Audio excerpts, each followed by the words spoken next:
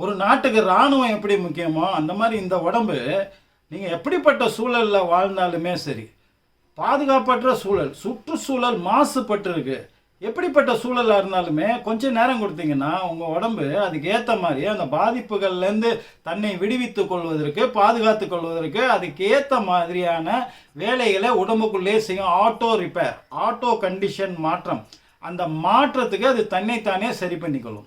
அது பண்ணுறதுக்கு தேவையான விஷயம் உங்களுக்கு கிடைக்கலன்னா மட்டும்தான் உங்ககிட்ட சில அறிகுறியாக வந்து காமிக்கும். ஸோ மோஸ்ட்லி நீங்கள் அதுக்கு என்ன பண்ணணுன்ற தேவையில்லை. உங்கள் உடம்புல சரியான அளவில் நியூட்ரிஷியன்ஸ், வைட்டமின்ஸ், மினரல்ஸ், பல சத்துக்கள் எல்லாம் கரெக்டான விகிதத்தில் இருந்ததுன்னா நீங்கள் எப்படிப்பட்ட சூழலில் இருந்தாலுமே அதுக்கு என்னென்ன ஃபார்முலா தேவையோ அதை யூஸ் பண்ணிக்கிட்டு அந்தந்த கண்டிஷனுக்கு ஏற்ற மாதிரி உங்கள் பாடி வந்து உங்களை வந்து ஆரோக்கியமாக வச்சுக்கும். இந்த அடிப்படையில் பார்க்கும்போது இப்போ சுகர் ரெகுலராக சாப்பிட்டுக்கிட்டே இருக்கோம். நம்ம திடீர்னு ஒரு 14 நாள் சுகர் சாப்பிடாம விட்டுட்டோன்னு வச்சுங்க, ஒரு 2 வாரத்துக்கு சுகரையே தொடாமல் டோட்டலாக 100% அவாய்ட் பண்ணிட்டோன்னா அப்போ இந்த உடம்பு என்ன மாற்றம்? நம்ம சொன்னோம் இல்லையா, ஒரு விஷயத்துலேருந்து இன்னொரு விஷயத்துக்கு நம்ம மாறும்போது அதுக்கு ஏற்ற மாதிரி கொஞ்ச நேரத்தில் இது வந்து இந்த கெமிலியான் மாதிரி அப்படியே தன்னைத்தானே அந்த ஒர்க்கிங் கண்டிஷன், மெட்டபாலிசம் வந்து டோட்டலாக சேஞ்ச் ஆகும்.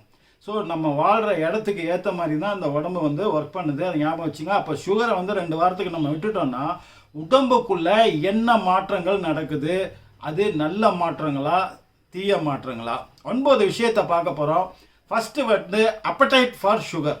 சுகர் சாப்பிட்ணும் அப்படின்ற ஒரு உணர்வு, இனிப்பு, சுகர் எதுலெல்லாம் இருக்கோ அதை பார்த்தோன்னா ஒரு ஈர்ப்பு. சரி, இந்த மாதிரியான ஒரு appetite for sugar, craving for sugar அப்படின்னு சொல்லுவாங்க.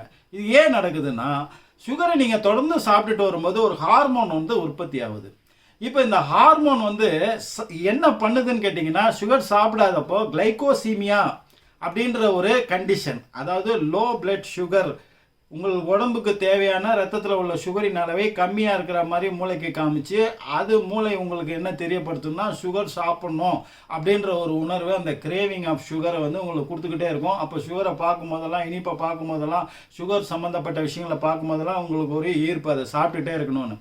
இப்போ 2 வாரம் நீங்கள் அதை சாப்பிடாம டோட்டலாக 100% அவாய்ட் பண்ணிட்டீங்கன்னா அந்த என்சைம் சுரக்கிறது கொஞ்சம் கொஞ்சமாக கம்மியாகி இந்த கிரேவிங் ஃபார் சுகர் வந்து உங்களுக்கு இல்லாமையே போயிடும். அதுக்கப்புறம் வந்து உங்களுக்கு இனிப்பு மேலே அவ்வளோவா ஈர்ப்பு இருக்காது, ஈடுபாடு இருக்காது. இது ரொம்ப ரொம்ப ரொம்ப முக்கியமான விஷயம். அடுத்து நம்ம சொல்ல போகிற விஷயத்தோட நீங்கள் வந்து சேர்த்து பார்க்கணும். இப்போ ஹங்கிரி, பசி எடுக்காது. பசி எடுக்கும் உணர்வு தள்ளி போடப்படும். பசி ஏன் எடுக்குது? இப்போ உங்களோட blood sugar level ups and டவுன்ஸில் இருந்தால், இது வந்து நான் சொல்கிறது டயபெட்டிஸ் பேஷண்ட்டுக்கு மட்டும் இல்லைங்க, மற்றவங்களுக்கு கூட இது நடக்குது. டயபெட்டிஸ் பேஷண்ட்டுக்கு ஏன் அப்படி நடக்குது, இவங்களுக்கு ஏன் அப்படி நடக்குதுன்றது நம்ம வந்து போக போக சொல்ல போகிறோம். இப்போது அந்த பிளட் சுகர் லெவலை வந்து கரெக்டாக வந்து மெயின்டைன் பண்ணிச்சுன்னா உங்கள் உடம்பு உங்களுக்கு குறிப்பிட்ட நேரம் மட்டும்தான் பசி எடுக்கும். அப்படி இல்லாமல் அளவுக்கு அதிகமான இன்சுலின் வந்து உங்களுக்கு சுரந்ததுனாலோ இல்லை கம்மியாக வந்து உங்களுக்கு சுரந்ததுனால இந்த இம்பேலன்ஸ், அதை தான் வந்து இன்சுலின் ரெசிஸ்டன்ஸ் அப்படின்னு வந்து சொல்கிறாங்க. இந்த இன்சுலின் ரெசிஸ்டன்ஸ் வந்து ஏற்படும் போது உங்களுக்கு அதிகப்படியான பசி உணர்வு வந்து ஏற்படும். பசி உணர்வு ஏற்பட்டால் அதிகப்படியானது சாப்பிடுவோம். அதிகப்படியானது சாப்பிட்டா உடம்புல கொழுப்பு சர்க்கரை ஏறும். கொழுப்பு சர்க்கரை மற்றது ஏறும்போது உடல் உபாதைகள் வரும். அப்போ இன்சுலின் ரெசிஸ்டன்ஸை கண்ட்ரோல் பண்ணுறது தான் மிக மிக முக்கியமான வேலை. இப்போ நீங்கள் 14 நாள் சர்க்கரை சாப்பிடாமே இருந்தீங்கன்னா உங்களுடைய பிளட் சுகர் வந்து ஸ்டெபிலைஸ் பண்ணப்படும். இப்போ சுகர் வந்து அதிகமாக சாப்பிடும்போது அந்த சுகரை உடைச்சி அதை கார்போஹைட்ரேட்டாகவும் ஃபேட்டாகவும் மாற்றுறதுக்கு தேவையான இன்சுலின், அதிகமாக சுகர் சாப்பிட்டா அதிகமாக இன்சுலின் வந்து சுரக்கும். அதிகமாக இன்சுலின் சுரந்ததுன்னா அதிக உடல் எடை ஏறும், அதிக பிரச்சனைகள் ஏற்படும். இப்போ இன்சுலின் லெவல் ஒரு அளவுக்கு மேலே ஏறுறதுக்கு பாடி வந்து விடாது. அப்போ அதை வந்து கண்ட்ரோல் பண்ணும். 2வது, எதுக்காக இன்சுலின் சுரக்குது அதிகமாக அப்படின்றத பாடி வந்து வாட்ச் பண்ணும்.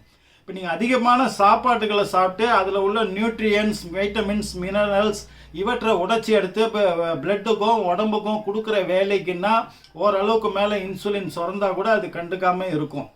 ரைட்டா? இன்சுலினோட முக்கியமான வேலை சுகரை மட்டும் உடைச்சி அதனோட விஷயங்களை பிரிக்கிறது மட்டும் இல்லைங்க, நியூட்ரியன்ஸ் அத்தனை விஷயமும், வைட்டமின், மினரல், நியூட்ரியன்ஸ் எல்லாத்தையுமே பிரித்து எடுத்து உடம்புக்கு கொடுக்குற வேலை. இப்போ என்ன நடக்குதுன்னா, சுகர் நீங்கள் நிறைய சாப்பிடும்போது ஓரளவுக்கு மேலே இன்சுலின் சுரக்கும்போது பாடி பார்க்குது சுகர்ன்றது ஒரு டாக்ஸின், ஒரு நச்சு பொருள் தான். அதை பொறுத்த வரைக்கும் தேவையில்லாத ஒரு நச்சு பொருளை இது பண்ணுறதுக்கு இவ்வளவு இன்சுலின் சுரக்கணுமான்னு அதை கண்ட்ரோல் பண்ணும். அது ரொம்ப கண்ட்ரோல் பண்ணும்போது இன்சுலின் ரெசிஸ்டன்ஸ் அப்படின்ற ஒரு விஷயம் வந்து அங்கே உருவாகும். இன்சுலின் ரெசிஸ்டன்ஸ் வந்து உங்களுக்கு உருவாகும் போது என்ன ஆகுனா, நீங்கள் சாப்பிட்ற நல்ல உணவில் உள்ள சத்துக்கள், வைட்டமின், மினரல்ஸ் கூட அது பிரித்து எடுத்து உடம்புக்கு கொடுக்க முடியாத பிரச்சனை வந்து உங்களுக்கு வரும். அதே சமயத்தில் இந்த சுகர்ன்றதும் உடை தெரியப்படாமல் அது அப்படியே ரத்தத்துலேயும் வேறு விஷயங்களும் அப்படியே தங்குறதுனால அது தீமையை ஏற்படுத்தும். அதனால தான் டயபெட்டிஸ் பேஷண்ட் உள்ளவங்களுக்கு வேறு வேறு பிரச்சனைகள் வருது. ஏன்னா எந்த சத்துமே அவங்க சாப்பிட்றது முழுமையாக அவங்க உடம்புக்கு போய் சேருவதில்லை. அது வேலை செய்யக்கூடிய இன்சுலின் சரிவர ஸ்டெபிலைஸ் பண்ணப்படுவதில்லை அப்படின்றது ரொம்ப ரொம்ப முக்கியம். அப்போ நீங்கள் சுகர் சாப்பிட்றத 14 நாளைக்கு விட்டிங்கன்னா உங்களுடைய பிளட் சுகர் லெவல் ரெகுலரைஸ் ஆகி உங்களுடைய இன்சுலின் ரெசிஸ்டன்ஸ் வந்து கண்ட்ரோல் பண்ணப்பட்டு மற்ற விஷயங்கள், மற்ற நியூட்ரியன்ஸ், விட்டமின்ஸ், மினரல்ஸ் எல்லாமே என்ன சாப்பிட்றீங்களோ அது அத்தனையும் உங்கள் உடம்புக்கு போய் கரெக்டாக போய் சேரும். இது ரெண்டாவது. மூணாவது, லெஸ் ஃபட்டிக் அப்படின்றாங்க. அதாவது எதுலேயுமே ஒரு ஈர்ப்பு இல்லாமல், ஒரு விருப்பம் இல்லாமல் தள்ளி போடுறது, சோர்வு நிலை, ஒரு வெறுப்பான ஒரு சூழல், ஒரு எதுலேயும் வந்து ஒரு கான்சன்ட்ரேட் பண்ண முடியாத ஒரு விஷயம் வந்து அதிகப்படியான சுகர் சாப்பிட்றதுனால. ஏன் அது நடக்குதுன்னு கேட்டிங்கன்னா, உங்கள் பிரெயின் செல்ஸை வந்து இது டயர்டாக்கி விடுது. என்னன்னு கேட்டிங்கன்னா, இப்போ நம்ம முன்னாடி சொன்னோம் இல்லையா, அதிகப்படியான சுகரை சாப்பிட்றதுனால இந்த அதிகப்படியான இன்சுலின் சுரந்து இது பண்ணும்போது இந்த ஃபார்முலாவை ஸ்டெபிலைஸ் பண்ணி இதே நேரத்தில் வழக்கமாக சாப்பிட்ற உணவுகளில் உள்ள சத்தும் உடம்புக்கு போகணும். அதே சமயத்தில் இந்த சர்க்கரை அதுவும் வந்து கட்டுப்பாட்டுக்குள்ளே வரும்போது பிரெயின் வந்து டயர்ட் ஆகிடும். இதுக்கு என்ன ஃபார்முலாவை உருவாக்குறதுன்னு தெரியாமல் அந்த இன்சுலின் ரெசிஸ்டன்ஸ் வந்து பிரெயின் செல்ஸை அஃபெக்ட் பண்ணும்போது பிரெயின் வந்து எப்படி ஒர்க் பண்ணுறதுன்னு தெரியாமல் டயர்ட் ஆகும்போது தான் அதனுடைய வெளிப்பாடு நமக்கு அந்த tiredness, mental tiredness, physical tiredness நமக்கு தெரியுது. எதுலேயுமே ஒரு ஈர்ப்பு, ஒரு ஈடுபாடே இருக்காது. அப்போ இதுலேயே அடுத்தது 4வது வந்துடுது இல்லையா, மூடு, இம்ப்ரூவ்மெண்ட் ஆஃப் மூடு.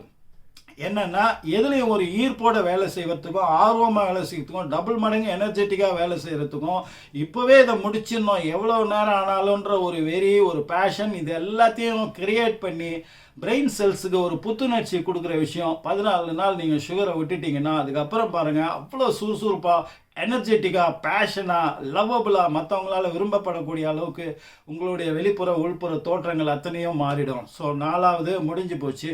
இப்போ 5வது, எக்ஸசிவ் வாட்டர் அண்ட் ஃபேட். அதை வந்து உடம்புலேருந்து ரிமூவ் பண்ணுது. கெட்ட நீர், கெட்ட கொழுப்பு, இது அத்தனையும் உடம்புலேருந்து வெளியேற்றக்கூடிய வேலையை இந்த உடம்புடைய மெட்டபாலிசம் கரெக்டாக பண்ணுது. இப்போது இன்சுலின் ரெசிஸ்டன்ஸு அந்த சர்க்கரையை என்ன பண்ணுறதுன்றதுலையே முக்கால்வாசி எனர்ஜியும் நாலேஜையும் அது செலவு பண்ணிட்டு இருந்த டைம் அதுக்கு மிச்சமாகறதுனால அது மற்ற வேலைகளை வந்து எஃபெக்டிவாக வந்து அது பார்க்க தோணுது. நிறைய வாட்டர், கெட்ட நீர்களை உடம்புலேருந்து அது வெளியேற்றுது. இப்போ இன்சுலின் அளவு அதிகரிச்சுதுன்னா உங்களுக்கு வயிறு தொப்பை போடும். இன்சுலின் அளவு குறைஞ்சிதுன்னா, கரெக்டாக இருந்ததுன்னா இந்த வயிறு சுருங்கும். இதுதான் ஃபார்முலா. அப்போ இன்சுலின் லெவலு ஸ்டெபிலைஸாக இருக்கும்போது இந்த வயிறு உங்களுக்கு சரியான அளவில் குறைவு கூடல் இல்லாமல் சரியான அளவில் எப்படி இருக்குமோ அப்படி இருக்கும்.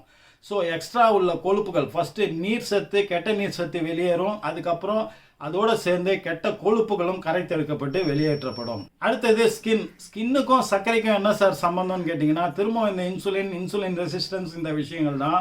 இது சரிவர கண்ட்ரோல் பண்ணப்படாத போது அதிகப்படியான ஆண்ட்ரோஜன் பெண்களுக்கு உருவாகும். இன்சுலின் அளவு அதிகரிச்சதுன்னா எப்படி உங்களுக்கு தொப்பை போட்டு வயிறு அதிகமாக, எடை அதிகமாக எல்லாம் பண்ணுதோ அதே மாதிரி ஆண்ட்ரோஜன் ஒரு முக்கியமான சுரப்பி அது அளவுக்கு அதிகமாக சுரக்கும் போது உங்களுக்கு திரும்ப இந்த ஸ்கின்னில் அந்த ஆக்னி, அந்த பரு, முகத்தில் உள்ள கரும்புள்ளிகள், இந்த கருவளையங்கள், ஏகப்பட்ட ஸ்கின் பிரச்சனைகள் வருது இல்லையா.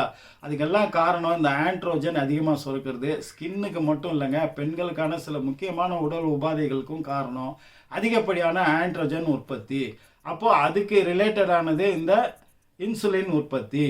அப்போது ஸ்கின் சம்மந்தப்பட்ட விஷயங்கள் ரொம்ப நாளைக்கு இளமையாக அழகாக இருக்கணும் அப்படின்னு நினச்சிங்கன்னா சர்க்கரை சாப்பிட்றதுனோட அளவை நீங்கள் கம்மி பண்ணணும். ஒரு 14 நாளைக்கு டோட்டலாக வந்து சர்க்கரையை வந்து விட்டுடுங்க. அடுத்தது வந்து சுகர் வந்து என்ன பண்ணுதுன்னா ஸ்டிஃப்னஸை கம்மி பண்ணுது.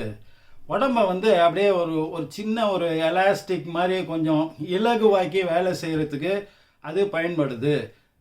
உடம்புக்குள்ள ஸ்டிஃப்னஸ் அதிகமாகும் போது இன்ஃப்ளேஷன்ஸ் அதிகமாகும். குறிப்பாக ரத்த நாளங்களில் இந்த ஸ்டிஃப்னஸ் வரும்போது என்னன்னு கேட்டிங்கன்னா ரத்தத்தினுடைய போக்கு வந்து ப்ரெஷர் வந்து அதிகரிக்கும். அதனால் ஹார்ட் டிசீஸ், ஸ்ட்ரோக்ஸோ இல்லை ஹார்ட் அட்டாக்கோ இந்த மாதிரியான விஷயங்கள் எல்லாம் வருது இல்லையா, இதை வந்து ஈஸி பண்ணி சரி பண்ணுவது. இந்த சுகர் இல்லாமல் இருந்ததுன்னா 14 நாளைக்கு நீங்கள் சுகர் சாப்பிட்லன்னா இந்த ஸ்டிஃப்னஸ் வந்து நீக்கப்படும். அப்போ பிரெயின் செல்ஸில் வந்து கீட்டோன் அப்படின்ற ஒரு விஷயம் உற்பத்தி ஆகுது. இதை சீர்படுத்தி சரியான அளவில் உங்களுக்கு அதை பண்ணுறதுனால பிரெயின் செல்ஸ் வந்து புத்துணர்ச்சியாகவும் ரொம்பவுமா வேறு மாதிரி நீங்கள் திங்க் பண்ணக்கூடிய ஆளாகவும் டோட்டலி ஒரு எனர்ஜெட்டிக்கான பர்சனாக வந்து உங்களை மாற்றி விடும். நீங்கள் ஒரு குறிப்பிட்ட அளவு சுகர் சாப்பிடும்போது இந்த இன்சுலின் சுரக்குது. அது வந்து சுகரை வந்து கார்போஹைட்ரேட் ஃபேட்டுன்னு பிரித்து இந்த மாதிரி விஷயம்லாம் பண்ணுதுன்னு சொல்கிறோம் இல்லையா. இந்த ஒரு ப்ராசஸை அது 3 நாளைக்கு பண்ணுதுங்க. இப்போ இந்த 3 நாள் பண்ணுறது வரைக்கும் அதனுடைய பாதிப்புகள் உபாதைகள் உங்களுக்கு வந்துட்டு தான் இருக்கும். இது ஒன்றும் பெரிய அறிகுறியாக உங்களுக்கு தெரியாது.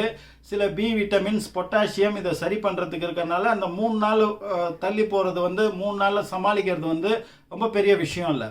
ஆனால் அடுத்தடுத்து நீங்கள் சுகர் சாப்பிட்டுட்டே இருக்கும்போது இந்த ஓவர் பர்டனால தான் மூளை வந்து கன்ஃபியூஷன் ஆகுது. ஒரு தடவை ஸ்வீட்டு சாப்பிட்டிங்கன்னா அதுக்கு உண்டான 3 நாள் கொடுத்தீங்கன்னா அதுக்கு தேவையான சத்துக்களை வச்சு அதை ப்ராசஸ் பண்ணி 3 நாளில் சரி பண்ணிவிட்டு திரும்ப அது பழைய வேலைக்கு வந்துடும். 1. நம்பர் 2, இப்படி அடுத்தடுத்து நம்ம ஸ்வீட்டை கொடுத்துட்டே இருக்கும்போது அந்த வேலையை பார்க்கவே அதுக்கு 90% வந்து கான்சன்ட்ரேஷன் அந்த பக்கம் இருக்கிறதுனால மற்ற வேலைகள் வந்து இங்கே சரிவர நடக்காது. இப்போ நீங்கள் 14 நாள் சுகரை சாப்பிட்றத விட்டுட்டிங்கன்னா இந்த ஒரு பெரிய ப்ராசஸ்லேருந்து அதுக்கு விடுதலை கொடுத்துட்றோம் இல்லையா. அப்போ என்ன ஆகுனா வேறு வேலைகள் செய்வதற்கான புதிய என்சைம்களை அந்த பாடி வந்து உருவாக்கும். அடுத்த வேலை சுற்றுச்சூழலில் இருக்கிற வேறு பாதிப்புகள்லேருந்து தன்னைத்தானே காப்பாற்றி கொள்வதற்கு என்ன வேலை செய்யணும், அதுக்கு என்ன என்சைம்ஸுங்களை உருவாக்கணும் அப்படின்ற ஃபார்முலாவை உருவாக்கி புதிய புதிய என்சைம்ஸுகள் இது வரைக்கும் உங்கள் பாடி ப்ரொடியூஸ் பண்ணாத நல்ல என்சைம்ஸுகளெல்லாம் அது உருவாக்க ஆரம்பிக்கும். அது உடம்புல தங்கிறது வந்து உங்களுக்கு வந்து மிக மிக வலிமையானது. அப்போது புது சிஸ்டம், புது மெக்கானிசம், புது என்சைம்ஸ், இந்த மாதிரி புதிய புதிய விஷயங்கள், புதிய புதிய சத்துக்கள் உடம்புல சேர்வதற்கான வாய்ப்பு நீங்கள் சர்க்கரை சாப்பிடுவதே 14 நாள் டோட்டலாக விடும்போது இந்த உடம்புக்கு கொடுக்குறீங்க. அந்த உடம்பு உங்களுக்கு கண்டிப்பாக நன்றி சொல்லும். மிக மிக முக்கியமானது அடுத்தது லீவர் கிளீனிங். லீவர் கிளீன் பண்ணுறதுக்கான மாத்திரைகளோ மருந்துகளோ வைத்தியமோ பெரிய அளவில் வந்து கிடையாதுங்க. லீவர் தன்னைத்தானே சரி பண்ணி கொள்ளும். அதுக்குண்டான டைம் கொடுக்கணும். அதுவரையும் அதை உபத்திரம் பண்ணாமல் இருந்தால் அது தன்னைத்தானே சரி பண்ணி கொள்ளும். ஆனால் இந்த 14 நாள் நீங்கள் சுகர் சாப்பிடாம இருந்தால் அந்த லீவர் தன்னைத்தானே சரி பண்ணி கொள்வதற்கான நிறைய டைம் அதுக்கு நம்ம கொடுக்குறோம். அப்போது சுகர் நிறைய சாப்பிட்டுட்டே இருக்கிறதுனால 2 விஷயம். ஒன்று, அதில் உள்ள கொழுப்புகள் அத்தனையும் போய் லீவரில் போய் தங்கிறதுனால ஃபேட்டி லீவர் அப்படின்ற ஒரு விஷயம். அது அதிகமாகும் போது சிர்ஹோசிஸ் அப்படின்ற ஒரு சீரியஸான கண்டிஷனுக்கும் கொண்டு போய் விடும். அப்போ லீவர் சரியாக ஃபங்க்ஷன் ஆகணும். அது ரொம்ப ரொம்ப முக்கியமானது. ஒன்று, லீவர் தன்னைத்தானே சரி பண்ணி கொள்ள டைம் கிடைக்குது. அப்புறம் அது மேலே உள்ள அந்த ஃபேட்டி லீவர், நம்ம முன்னாடி சொன்னோம் இல்லையா, நீர் சத்துக்களையும் கெட்ட கொழுப்பையும் அது கரைச்சி எடுத்துருவோம்னா அப்போ லீவருக்கு மேலே உள்ள அந்த கெட்ட கொழுப்பை வந்து அழகாக தொடச்சி எடுத்து பலன்னு க்ளீன் பண்ணுற வேலை 2 வேலை வந்து செய்யுது. அதனால் கல்லீரலுக்கு வந்து மிக மிக நல்லது வந்து 14 நாள் நீங்கள் சுகரை சாப்பிடாமல் விட்டுட்டிங்கன்னா இந்த கல்லீரல் புத்துணர்ச்சியாக அவங்களுக்கு திரும்பவும் கிடைக்கும். அதுக்கு அடுத்து வந்து கிட்னி ஃபங்க்ஷன். கிட்னியில் உள்ள வேலைகள் ரெகுலராக ஒழுங்காக நடந்தால் தான் கெட்ட விஷயம்லாம் ஒழுங்காக வந்து வெளியேறுங்க. அது உடம்புல தங்கவே கூடாது. கழிவு உடம்புல தங்கினா தான் நமக்கு உடல் உபாதைகள். கழிவு கரெக்டாக வெளியேறிட்டே இருந்தால் கொஞ்சம் நச்சுத்தன்மையான விஷயங்கள் உடம்புக்குள்ளே போனால் கூட உடம்பு பெருசாக ஒன்றும் ரியாக்ட் பண்ணாது. உடனுக்குடன் அது வெளியேற்றப்பட்டு விட்டால் இது தொடர்ந்து நடக்கும்போதே கிட்னி வந்து முடியாமல் போயிடும். அதுக்கு அளவுக்கு அதிகமான வேலை கொடுக்கும்போது அப்போ கிட்னி ஃபங்க்ஷனை வந்து சரியான அளவில் வந்து சரியான விதத்தில் சரியான வீச்சில் அதை வேலை செய்ய வைப்பது வந்து இந்த சர்க்கரையை சாப்பிடாமல் இருப்பது தான். அதனால தான் இந்த டயபெட்டிஸ் பேஷண்ட்டுங்களுக்கு ஃபஸ்ட்டு மேஜராக அஃபெக்ட் பண்ணுறது எதுன்னு பார்த்தீங்கன்னா கிட்னியாக தான் இருக்கும். ஏன்னா அந்த இன்சுலின் ரெசிஸ்டன்ஸ் அதனோட பாதிப்புகள் தான் இங்கே கிட்னியை சரிவர ஃபங்க்ஷன் பண்ணாமல் இருக்கிறது. அப்புறம் கடைசியாக நம்ம சொல்கிறது என்னென்னா 14 நாள் நீங்கள் சுகர் சாப்பிடாம இருந்துட்டு அதுக்கு அடுத்து பாருங்கள், நீங்கள் உங்களுடைய டோட்டல் இதையே மற்றவங்க வந்து உங்கள்கிட்ட சொல்லுவாங்க, நீ முன்ன மாதிரி இல்லை, இவ்வளோ எனர்ஜியாக இருக்க, இவ்வளோ ஃப்ரெஷ்ஷாக இருக்க, இப்படி என்ன பண்ண என்னன்றதை உங்களுக்கு கண்டிப்பாக கேட்பாங்க. காக்னிட்டிவ் ஃபங்க்ஷன் அப்படின்ற பாடிக்குள்ளே நடக்கிற ஒரு ஃபங்க்ஷன் வந்து சரிவர இயங்குவதற்கு இந்த 14 நாள் விரதம் வந்து உங்களுக்கு பயன்படும். இந்த விஷயம் உங்களுக்கு முக்கியமானதாக தோணுச்சுன்னா இதை உங்கள் நண்பர்களோடையும் ஷேர் பண்ணுங்கள். அடுத்து ஒரு நல்ல முக்கியமான தகவலோடு உங்களை நான் சந்திக்கிறேன். நன்றி. எஜேஎச்.